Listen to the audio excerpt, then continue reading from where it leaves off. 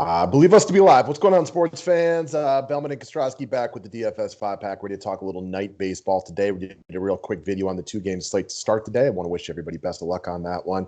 If you don't mind, swing your finger around over to the thumbs up button, click that bad boy, and let's talk about tonight's slate. Yeah, night slate is another pretty ugly one, but at least we're all dealing with the same stuff. It's a wild card to kind of put on both of these slates. There's no really great pitching options today in either of these slates. Obviously, Walker Buehler is a tremendous real-life pitcher, but he's super expensive on this slate.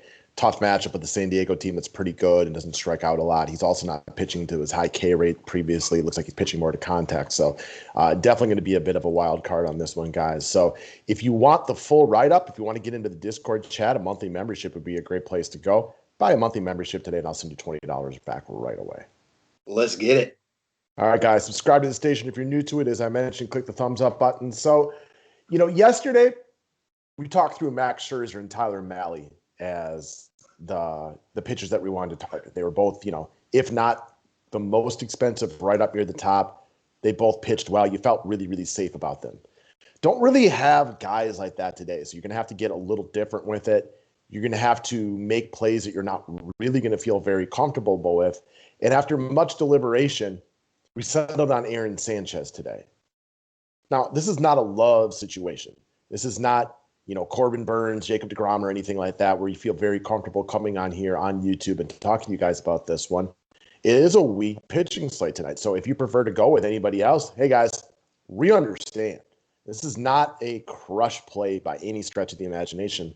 However, Sanchez is a professional pitcher. He's been around for a while. He's won an ERA title before, so he's not a scrub. Marlins are on the road tonight. Not that it's not better for them to be at home, but it's kind of they're away from the friendly confines of where they play. The 22nd highest K rate in baseball, so it's a decent matchup.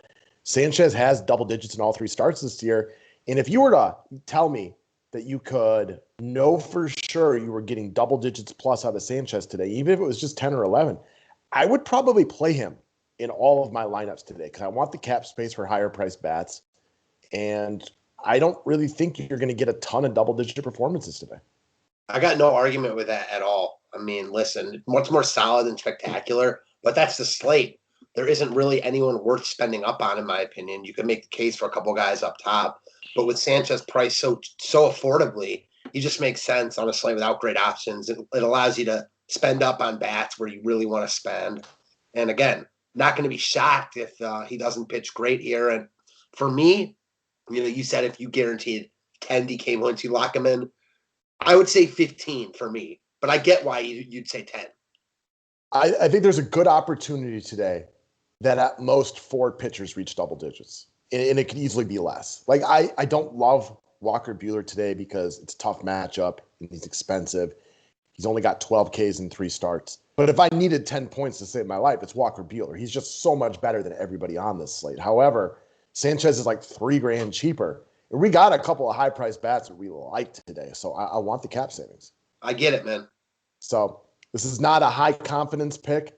This is, be one of the lower confidence plays that we talk about this week. And if you want to hop in the comment sections and predict that Aaron Sanchez gets blown up today, I don't think you are crazy for thinking that. But after a lot of discussion on this one, price considered, one of the better options on this slate. Yeah, I mean, the thing is, on DK, you got to use 2 pitchers. So if you don't love Sanchez, which I get, who do you love? I know Nick Pivetta is getting a lot of attention today. I get that one too. I don't know. A lot of wind blowing out. I never mind fading a chalky Pivetta, especially in tournaments. Amen. All right, next up. So let's talk about some hitters that we wanted to discuss today. Sorry to bring up the sore spot that Francisco Lindor is no longer a Cleveland Indian, but he is now a New York Met. He was a great player for a long time, and then he struggled when he made the change this year by moving from the Indians over to the Mets. Shortstop is loaded today, but it definitely looks like at 4,700 with the wind blowing out in Wrigley today, that Lindor is going to be the chalk shortstop today. He's a little bit less expensive than a bunch of other guys. And as the day progresses and more people notice that the wind is blowing out in Wrigley tonight and the weather is warmer in the Midwest, I think it's only going to increase the number of buyers Francisco Lindor has. So I think this is one of those classic scenarios that in cash games you go with Francisco Lindor, but I I have no issues, none whatsoever, of making any of the pivots to any of the other high-priced shortstops and GPPs tonight. I agree. I also don't mind him in GPPs either. You mentioned he got going. He's affordable. So this is one where, again, I don't think you have to lock him in your tournament lineups like you do in cash games because no hitter's ever going to be like that. But if you like him, you don't have to fade him either. No arguments there, especially if you like the Mets, who have been pretty awful this year. The Mets offense has not gotten going, but if you're vibing on New York today and you think they get rolling and Wrigley against Trevor Williams, I can understand why you would think that. The Mets will be better than they've played to start the season. A lot of teams have had slow starts, and they're one of them. And again, Lindor is one of the better players in baseball. Defense, offense, he does a little bit of everything. He's going to get rolling. And last night looked like a jumping off point. So if you want to ride it in any format, I can't argue that point. I'm with you. All right, next up. So I think one of my favorite guys that I'm glad we got to agree to talk about him today is going to be Anthony Rizzo of the Chicago Cubs. So we've already mentioned the wind is blowing out in Wrigley today. But with a lefty on the mound, the righties in Chicago are going to get a lot of attention. So I love taking a lefty like Rizzo, who's absolutely seen the ball phenomenally right now. Very fair price tag. Wind's blowing out to right. I like the idea of him in tournaments versus some of the righties or putting them together. Yeah, I agree, man. You called this out a few games ago. I had been watching it. He had a couple walks in like back-to-back games, and then he really started to get going. Has been red hot. He's a guy that crushes lefties. People won't want to go here in a lefty-on-lefty matchup. We think the Cubs will get a little bit of love tonight, but mostly they're righties. Bryant, Baez, Contreras. You only have so much money to spend. Rizzo's very affordable, 4,400. You got the Mets bullpen. I like it. I like Rizzo a lot here. Luke Casey's also on a short leash. So while Rizzo is better against righties, like almost every left-handed hitter of all time, he's good against lefties by a left-handed hitting perspective. He may also get 2 or 3 at-bats against right-handed pitching out of the bullpen potentially. So there's a lot of ways to like him today.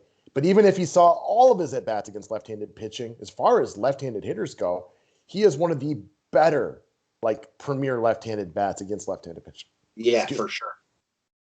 All right, next up. So let's move back over to cash plays, and let's take a look at the Boston Red Sox tonight. Another old school stadium here in Fenway with the wind blown out to right field tonight. So we do like some of the Boston players. You've mentioned the kid from Seattle, Dunn, I believe his name is, right? Yep. Yeah, I couldn't remember, so thank you.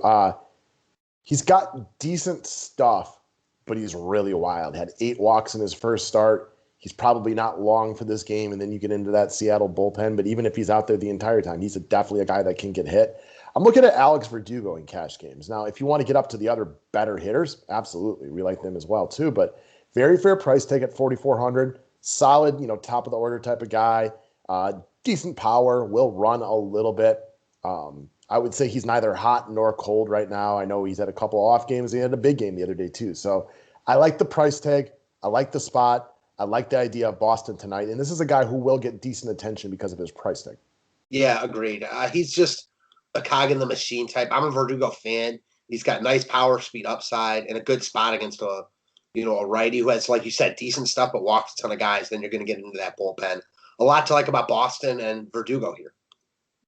All right, last up. So we're going to talk about Chris Taylor, but this is only partly about Chris Taylor. You know what I mean? He's not going to get a lot of love tonight because most people aren't going to want to pay $5K for him. However, this is more to us about taking a look at the Dodgers today. I took a day off, and a lot of other teams are going to get more attention than today. I think once people read the weather too, you're going to see ownership concentrate even more over to Fenway and Wrigley today. I don't know if y'all know this, but it doesn't matter where they're hitting. The Dodgers are the most talented offense in baseball, and we like the idea of them coming in at low ownership today. Yeah, I don't think they're getting as much love as they deserve here. Against, Weathers, a guy they just saw in the Padres bullpen. The Padres just used a ton of their bullpen yesterday with Lamet, getting hurt, now out for a year, Tommy John surgery, point we didn't even bring up. I like the Dodgers a lot. What? I knew he left after the second inning because he had some arm image. I didn't realize it was Tommy John surgery already. Yeah, well, he hasn't had the surgery yet, but that's what he needs. Well, yeah, I didn't realize it was already decided he needed it. Yeah, for sure. So Chris Taylor, yeah, no one's going to go here at 4,900. Perennial lefty masher, so he's in a good spot against Weathers at the top of the lineup. And then you'll get into some of these other Padres bullpen arms. If you're stacking the Dodgers, you got to like a guy in Taylor who, again, is going to be hitting at the top of the lineup, and it's going to be unowned at this price tag. we talked about it. We don't really love the expensive pitchers on the slate. Great day to spend up on bats. Taylor is a contrarian look that I like a lot. This is probably as expensive as he'll get.